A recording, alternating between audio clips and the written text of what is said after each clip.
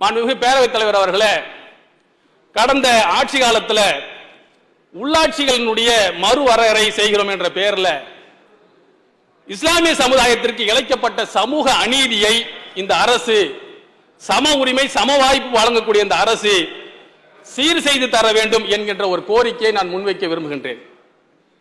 ஒரு பானை சோற்றுக்கு ஒரு சோறு பதம் என்பதால் ரெண்டே ரெண்டு உதாரணத்தை மட்டும் இந்த நேரத்தில் நான் முன்வைத்து இந்த செய்தியை சொல்ல விரும்புகின்றேன். திருப்பத்தூர் மாவட்டம் ஆம்பூர் நகராட்சியினுடைய மக்கள் தொகைக்கு ஏற்ப 36 வார்டுல 18 வார்டுகளில் வெற்றி பெற்று வந்த இந்த இஸ்லாமிய சமுதாயத்தினுடைய பிரதிநிதித்துவம் 18 12 கடந்த ஆட்சியின் போது குறைக்கப்பட்டிருக்கிறது. இது திட்டமிட்டு குறைக்கப்பட்டிருக்கிறது என்கின்ற குற்றச்சாட்டை இந்த மாபெரும் சபையில் முன்வைக்க விரும்புகின்றேன். ஏன் திட்டமிட்டு குறைக்கப்பட்டிருக்கிறது என்று சொல்ல என்று சொன்னால், ஆம்பூருடைய நகராட்சியுடைய 30வது வார்டு வெறும் 839 வாக்காளர்களை கொண்டதாக மட்டும் இருக்கு. பக்கத்து 2வது வார்டினுடைய வாக்காளர் எண்ணிக்கை எவ்வளவுன்னு சொன்னா அந்த வார்டினுடைய எண்ணிக்கை 5718. அப்ப 5718 ஒரு வார்டுக்கும் 839 இன்னொரு வார்டுக்கும் என்கின்ற அடிப்படையில் இஸ்லாமிய மக்கள் அதிகமாக இருக்கக்கூடிய பகுதிகளை எல்லாத்தையும் சேர்த்து வார்டுகளை குறைத்து விட்டார்கள். அது மட்டும் இல்லாமல் இஸ்லாமிய மக்கள் வாழக்கூடிய பகுதிகளை ரிசர்வ் தொகுதியாக மாற்றியிருக்கிறார்கள். இப்படியாக 18 வார்டுகள் 12 வார்டுகளாக குறைக்கப்பட்டு ஒரு மாபெரும் அநீதி அந்த மக்களுக்கு இழைக்கப்பட்டிருக்கிறது.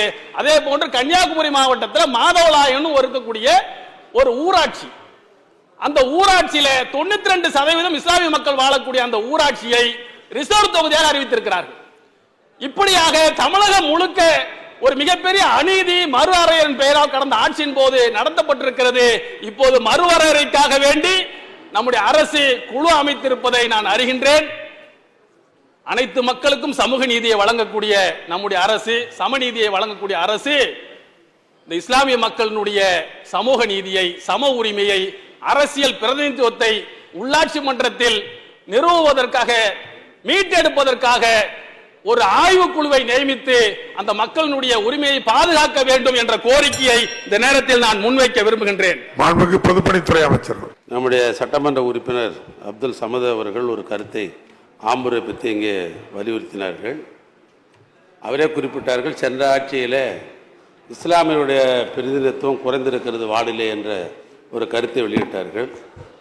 அது இந்த ஆட்சி பொறுப்பேற்ற உடனே உணர்ந்த காரணத்தினால்தான் ஆம்பூர் நகரமன்ற தலைவரே ஒரு இஸ்லாமியர் வர வேண்டும் என்று முதலமைச்சர் கருதிய காரணத்தினால் ஒட்டுமொத்தமாக வாக்களித்து அவரை இஸ்லாமியத்தை சேர்மன் ஆக்கியிருக்கிறார். ஆம்பூர்ல ஒரு முறை இஸ்லாமியரும் ஒரு முறை முஸ்லிம் அல்லாத இந்து சகோதரரும் வருவது என்பது நிகழ்ந்து கொண்டிருக்கிறது. தமிழகம் முழுவதும் ஒரு ஆய்வு நடத்தி இதுக்கான தீர்வு காண வேண்டும் என்ற செய்தி